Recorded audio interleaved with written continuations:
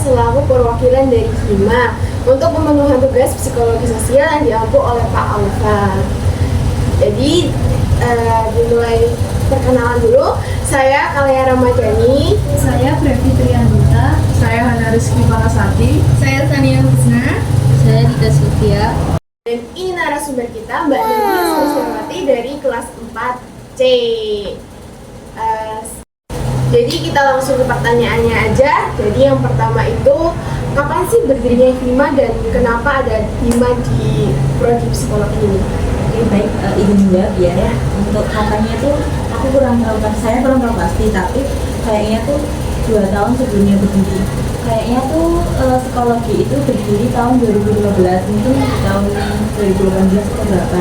Nah, kenapa sih kita perlu adanya Hima atau sebuah himpunan mahasiswa psikologi? Karena kan kita mahasiswa banyak, terus kita banyak nih program-program seperti kesehatan mental atau apa yang emang harus dilaksanain, kan nggak bisa ya semua jadi panitia, tetap harus ada yang nampung atau emang kayak aspirasi dari teman-teman. Nah itu kan kadang kan nggak banyak mahasiswa tuh yang nggak bisa langsung ke dosen. Nah adanya Hima ini bisa menampung aspirasi teman-teman, bisa kita lakukan ke dosen, kita sampaikan ke dosen, atau kita membuat proker-proker yang emang bisa menunjang akreditasi atau lebih luas nih, lebih tahu luas kalau di UM itu ada program psikologi seperti itu. Untuk pertanyaan yang kedua, bagaimana cara Hima yang lama itu menyeleksi untuk Hima yang baru? Nah, yang pertama itu kita mesti membuat pengumuman gitu tentang open recruitment. Habis itu kita akan melakukan wawancara. Nah itu wawancaranya masing-masing ya, setiap orang individu. Nah itu tuh nanti akan diwawancarai oleh 2 orang, akan diwawancarai tentang mungkin kelebihan atau kekurangannya gitu. Habis itu kita juga gimana latih public speaking, terus kayak kenapa sih keinginannya ikut Hima gitu. Prosesnya tuh mungkin cuma 1 hari untuk proses seleksinya, tapi setelah itu ntar ada musyawarah lagi untuk memilih anggotanya. Kalau untuk pemilihan divisi-divisinya itu gimana? Nah, kalau pemilihan divisinya itu biasanya setahu saya ya, setahu saya itu ketua sama wakil ketuanya gitu. Jadi bukan dari anggotanya. Tapi bisa kayak dari misalnya kan auto recruitment, nanti dia bisa milih atau iya bisa milih. Jadi misal Lea mau milih ke divisi apa, kan banyak divisinya, ada organisasi, terus kayak psikopreneur, terus pengabdian masyarakat atau kreatif media. Nah nanti kan misal Lea pengennya organisasi tapi kepilihnya pengabdian masyarakat, itu lihat dari potensinya juga lagi. Pertanyaan selanjutnya, kalau misal ada rekrutmen Hima baru, itu keputusan akhirnya diambil oleh dosen apa ketua Hima? Nah kalau keputusannya itu tetap dari ketua Hima, karena kan kita kalau dosen itu cuma pengampu, jadi cuma kayak misal kita ada proker apa, ditanyain apakah ini bisa diajukan dananya apa enggak, tapi untuk open recruitment itu mesti ke anggota Hima, semuanya ketua sama wakilnya untuk keputusan akhir. Lalu program kerja apa aja sih yang ada di dalam Hima? Untuk program kerja tuh programnya itu banyak banget, dari setiap divisi itu ada. Jadi kalau misal organisasi aja ya, organisasi itu ada makrab, yang paling gede makrab, terus pengabdian masyarakat yang kemarin kesehatan mental, terus hari HIV/AIDS, terus kalau dari itu kreatif media mungkin lebih ke konten-konten ya. Terus kalau psikopreneur tadi psikologi kemarin. Kalau kasrat itu biasanya itu video, kalau nggak yang kemarin penulisan ilmiah dari kajian strategi itu proker yang paling gede yang buat umum gitu. Kalau volunteer psikologi kemarin kalau volunteer itu tuh ke itu pengabdian masyarakat, psikoedukasi ya, paling gede itu yang berdampak paling banyak.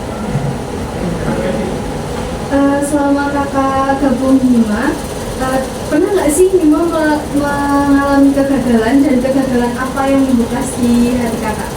Mungkin kalau kegagalan itu nggak bisa spesifik ya, karena kan kalau kegagalan itu kalau kita melakukan poker kan mesti ada evaluasinya, itu mesti saling berkesinambungan. Jadi antar ketemuan mungkin kurang komunikasinya atau apa, tapi untuk sejauh ini untuk proker, alhamdulillah untuk proker kita berjalan lancar sih.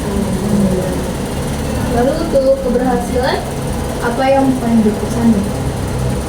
Untuk paling dimain yang berkesan mungkin kalau keberhasilan tuh semua jadi proker kita tuh kalau berhasil tuh udah seneng banget ya, karena kan kita itu sebagai apa ya, kerja keras kita untuk melakukan hal prokernya itu untuk menentukan keberhasilan. Mungkin jika acaranya udah selesai dan itu memuaskan ke teman-teman halayak sih.